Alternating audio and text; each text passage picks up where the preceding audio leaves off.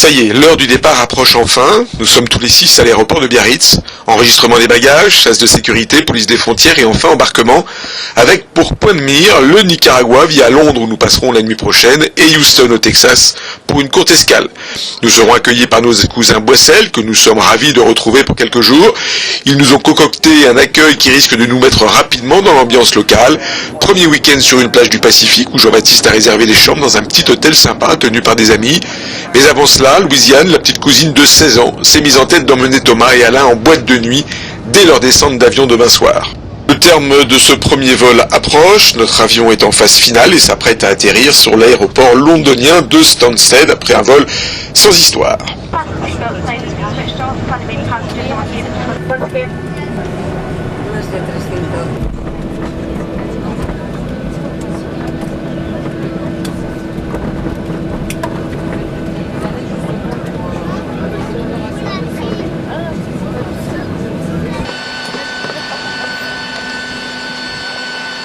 Hey!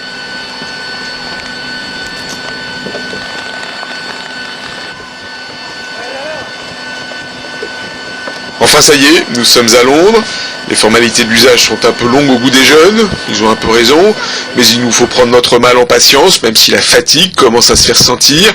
Un taxi nous attend, nous sautons dedans dès que nous sommes libérés, il nous amène à notre hôtel que depuis Cibourg, Françoise a réservé dans Hammersmith, un quartier central qui se trouve sur la ligne de métro que nous emprunterons demain pour rejoindre Heathrow, d'où décollera notre vol pour Managua.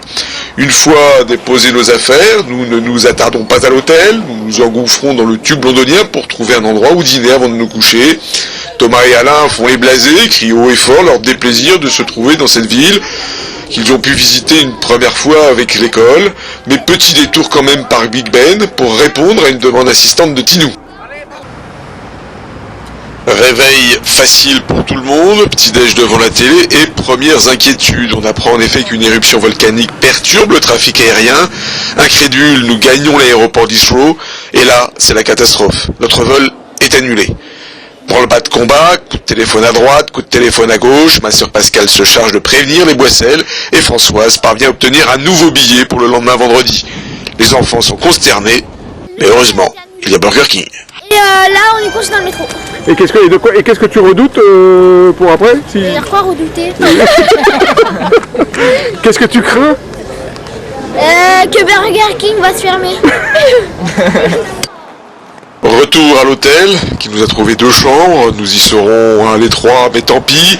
Une fois les bagages posés, nous nous offrons une grande balade dans Londres, puis enfin dîner et dodo, en attendant demain.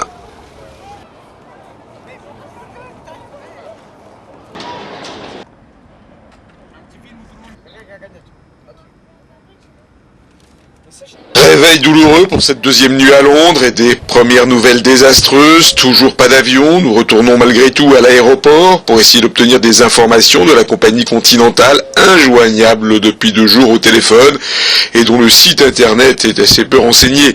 Il faut prendre une décision, renoncer ou persévérer. Renoncer, ce serait évidemment la mort dans l'âme, mais persévérer, ce serait aussi vider notre portefeuille pour un dénouement finalement incertain, car Londres est une ville extrêmement chère.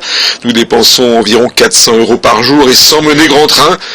Mais nous décidons malgré tout de tenter à nouveau la chance. Continental nous délivre un nouveau billet, celui de la dernière chance cette fois, pour le dimanche matin. Après, nous sommes résolus à rentrer, résolus à arrêter les frais.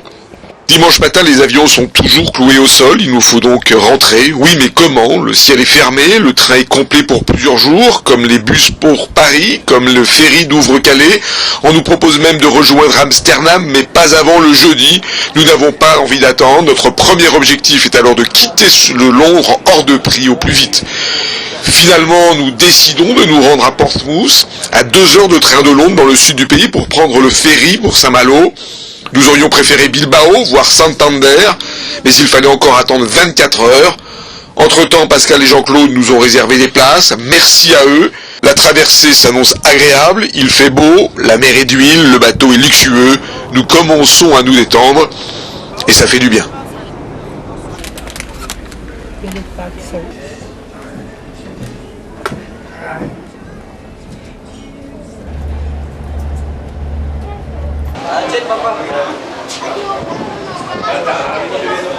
Prêt. Nouvelle formule.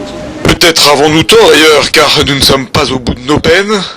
Arrivés à Saint-Malo au petit matin, le paysage compense la nuit difficile que nous venons de passer dans des conditions un peu spartiates. Une fois débarqués, nous rejoignons la gare de Saint-Malo avec pour objectif de rentrer le plus rapidement possible évidemment à Saint-Jean-de-Luz. Mais là encore, les choses ne sont pas si simples. Depuis 15 jours, les agents SNCF sont en grève. Nous parvenons toutefois à entrer dans un train pour Paris avec la promesse de la guichetière que nous pourrions là-bas sauter dans un train qu'elle affirme accessible sans billet pour cause de grève. Mais ce train sans billet n'en est pas un et il s'avère finalement complet. Grâce à Françoise et à la chance d'avoir affaire à un contrôleur plutôt accommodant, nous parvenons à monter dedans. Soulagement général même si nous n'avons pas de place et que le voyage s'effectue pour une bonne partie debout pour certains d'entre nous. Notre arrivée à Saint-Jean à 22h30 signe le terme de notre voyage au Nicaragua qui en fait s'est transformé en séjour de 6 jours de galère à Londres. D'où sans doute le mot de la fin qui revient à Tinou.